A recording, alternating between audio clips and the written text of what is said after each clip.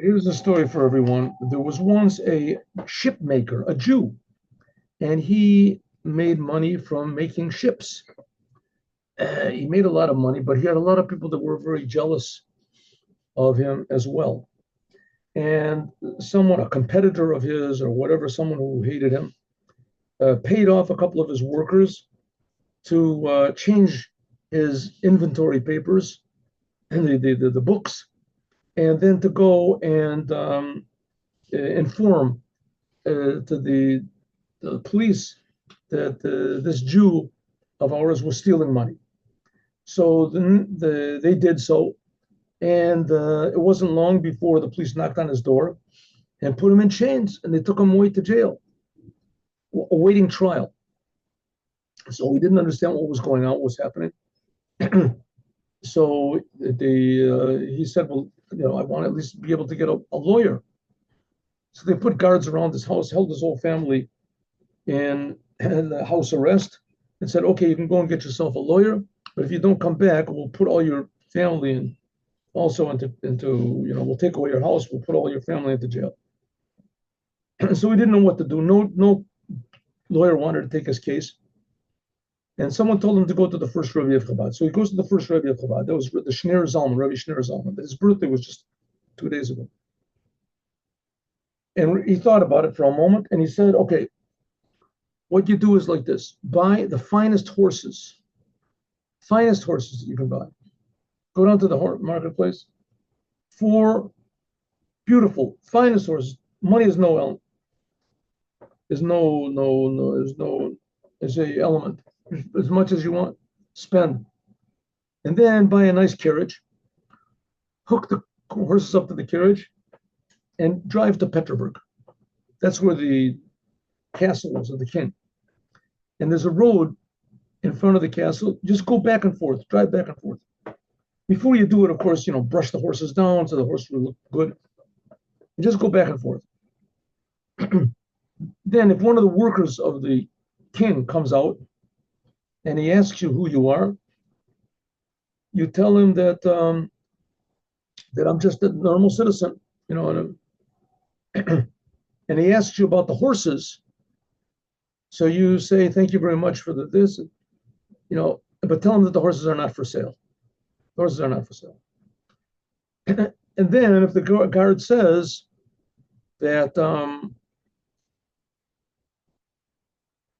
the Tsar himself wants to buy these horses, so get out of the carriage, stand up at attention, and say, for the Tsar, I give the horses for free. And if he asks your name, don't tell your name. Don't say what your name is.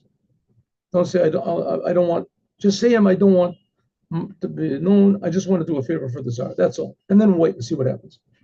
So that's what he does. He goes down, pays a fortune for horses, fortune, hooks them up to a nice wet carriage, drives down to Petroburg, which is, 2-3 hours drive, brushes the horses off, cleans them off, put oil on them, whatever he does.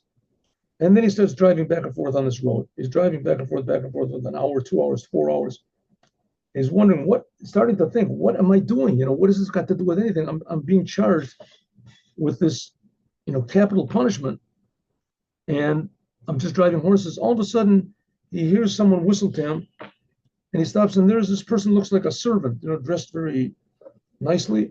Excuse me, can you tell me these horses here, are they for sale? He says, no, I don't sell the horses. I'm just going back and forth. I'm just, so he said, are you sure? I said, no, I'm not. I don't want to sell the horses. These are my horses. I love the horses. Who wants to know? So he says, the Tsars. Oh, the Tsar. It does exactly what the Rebbe says. Gets out of the carriage, and he stands at attention, puts one hand, he says, for the Tsar, I will give them for free. He said, oh, tell me what your name is. He says, I don't want my name. I don't want any reward whatsoever. I just want to do good for the Tsar. So the servant unhitches the horses and tells the man, just wait here. And he comes back and he says, the Tsar says he wants to see you. So he leaves the carriage. Of course, now there's no horses on the carriage. He leaves the carriage and he takes him into the stables. The servant takes him into the stables, and there's the Tsar, and he's petting the horses. And the Tsar is saying, these are really beautiful horses you have here. So, well, thank you very much. Said, you gave him for free? Says, yes. Said, tell me, what is your name? So he tells him his name. Said, one second, aren't you that one that makes the ships? Yes. And you have this big trial coming up. Yes, that's right. Says, well, what are you doing here? I mean, you should be worried getting. Says, Your Majesty, I'm innocent. I'm innocent. No court wants to take a lawyer wants to take my case. I'm totally innocent. I didn't do anything. The judge is petting the horses. He says, these are really nice horses. He said, tell me, you're sure you're innocent? He says, yes, I'm telling you, I'm innocent. I didn't do any of those things. I pay my taxes. I'm a good citizen. He said, okay, I'll send a couple of investigators down, and I'll get to the bottom of this. If you are really cheating, then your punishment is going to be very severe. But if not, then we can clear it up. Sure enough, he sent the investigators down, and the people who accused him, they got all scared, and they admitted that it wasn't them. Somebody paid them to do it, and he got free. They didn't even go to court. He admitted that it was a big scam, and that they were just trying to slander him.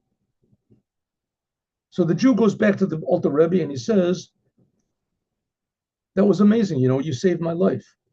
And he said, I don't think I really saved your life. Maybe it was an insight.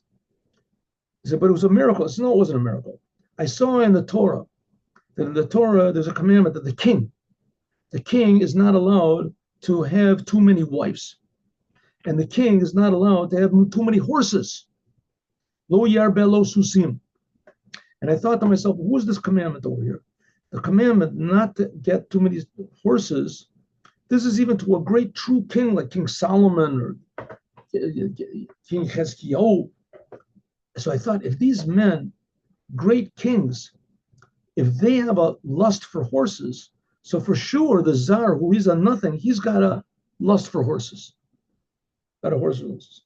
And so therefore I knew that you bring him horses and he'll go crazy for you, he'll do anything.